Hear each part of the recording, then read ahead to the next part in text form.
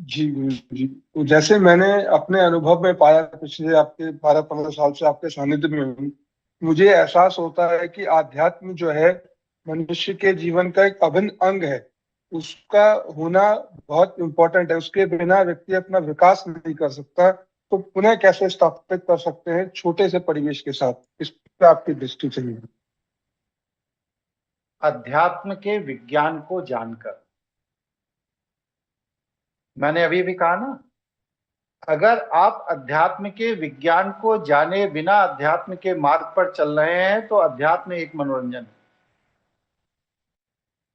जैसे ऑर्केस्ट्रा होता है, देवी जागरण क्या है? जी। आध्यात्मिक ऑर्केस्ट्रा, बस और क्या है। वहां पर फिल्मी गानों पर लोग नाच रहे हैं, यहाँ पर देवी जी का नाम लेके नाच रहे हैं। बहुत फर्क नहीं है दोनों। अध्यात्म के मर्म को समझिए। क्या अध्यात्म का संधि विच्छेद किया? आत्म अध्ययन। क्या आपने अध्ययन को समझ लिया है या आत्मा को समझ लिया? तो ना हमने आत्मा को समझा है और ना ही अध्ययन को समझा है। किताब में पढ़ लेना, 4 लाइन याद कर लेना, याद कर लेने के बाद उसको जाकर लिख आना, नंबर मिल जाना, ये अध्ययन नहीं है। ये सांसारिक औपचारिकता है। अध्यात्म इस समय सांसारिक औपचारिकता हो गया। भगवा कपड़ा पहन लेना, क्या पर्पज है भगवा कपड़ा में? गले में रुद्राक्ष की माला लटका लेना, तिलक लगा लेना, त्रिपुंड लगा लेना, इसका पर्पस क्या है? भगवा क्यों पहनना चाहिए? गले में रुद्राक्ष की माला क्यों डालनी चाहिए? त्रिपुंड क्यों लगाना चाहिए? अगर इसको समझे बिना आप ये सब कर रहे हैं तो आप बस सिर्फ आध्यात्मिक मनोरंजन कर रहे हैं और कुछ नहीं। इसलिए आध्यात्मिक मनोरंजन से बचिए, वरना यही आध्यात्मिक मनोरंजन आपके सर्वनाश का कारण बने। जो बन रहा है 20 लाख, छोटी संख्या नहीं होती, बहुत बड़ी संख्या। 20 लाख साधु संत नागा किसी एक व्यक्ति ने बांग्लादेश के अंदर हिंदुओं के ऊपर होते हुए अत्याचार पर कोई टिप्पणी की? किसी ने सुनी?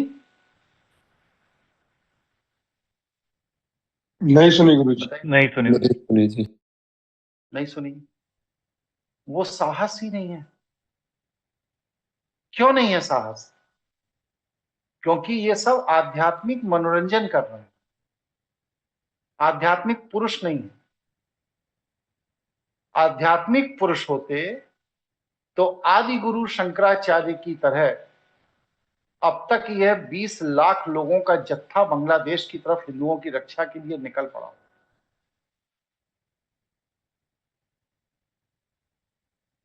ये सब लोग भोगी हैं, विलासी हैं, अय्याश हैं।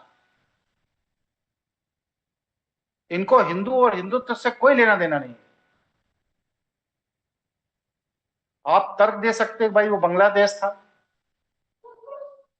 अरे जब जम्मू कश्मीर से कश्मीरी पंडितों को भगाया गया था तो उस समय भी तो कुंभ का मेला लगा था, माघ मेला चल रहा था।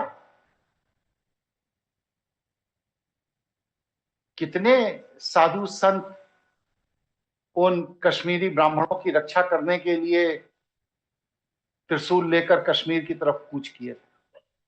कोई नहीं। ये कलंक है हिंदुत्व पर। अरावली पर्वतमाला काटी जा रही है, 250 से अधिक तंत्र पीठ है वहां पर, देव स्थल हैं। कोई साधु संत महात्मा रैली,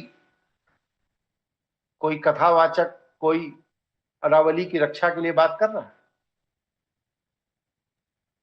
क्योंकि ये सब आध्यात्मिक नहीं है,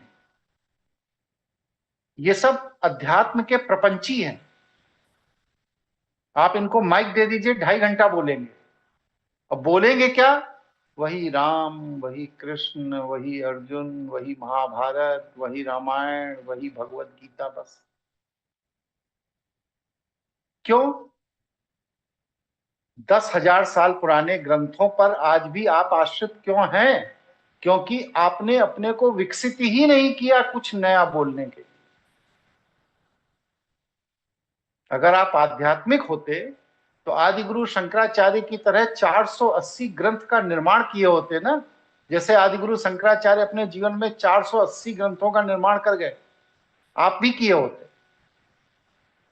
क्योंकि वो आध्यात्मिक थे तो वो कर गए। आप अध्यात्म के मनोरंजन कर रहे हैं, इसलिए आप नहीं कर पा रहे। इसलिए अध्यात्म जब तक आपको अंदर से चेतना ना दे तब तक वह बस सिर्फ मनोरंजन है। अपना सर्वनाश नहीं चाहते हैं तो अध्यात्म के मनोरंजन से बचिए और वास्तविक आध्यात्मिक बनिए। जब आप वास्तविक आध्यात्मिक होते हैं तो आप ही आदि गुरु शंकराचार्य होते हैं, आप ही चैतन्य महाप्रभु होते हैं, आप ही महर्षि वाल्मीकि होते हैं। और जो इनके नाम पर आज बस सिर्फ रोटी कमा खा रहे हैं और आश्रमों में अय्याशी कर रहे हैं, ये सब आध्यात्मिक मनोरंजन कर रहे हैं, किसी में चेतना नहीं।